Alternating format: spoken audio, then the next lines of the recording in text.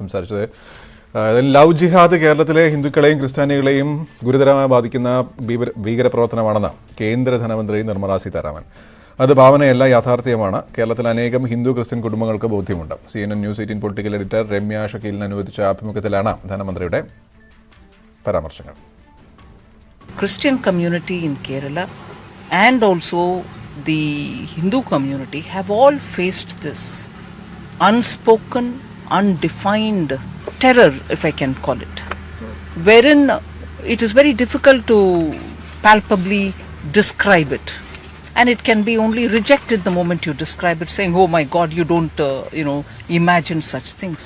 The fault of the girl was nothing but to have to trust somebody and say fall in love with someone who she would want to marry.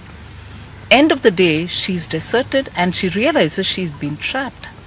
So if in India the word love jihad is coined, it may not be sounding all that politically correct, but the Christian community in Kerala is speaking out.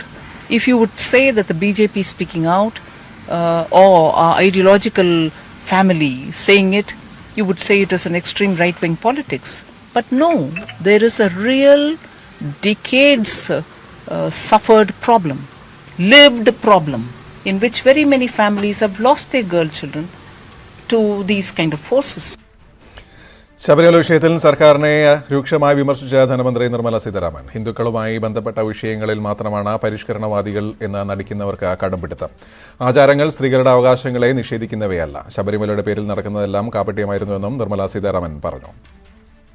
The fact remains that a cultural issue in which the courage of the so-called self-appointed liberals only extends to anything that which is Hindu-related cultural issue, on which they would speak of equality, bringing in women, drawing women's attention, giving equal rights to women.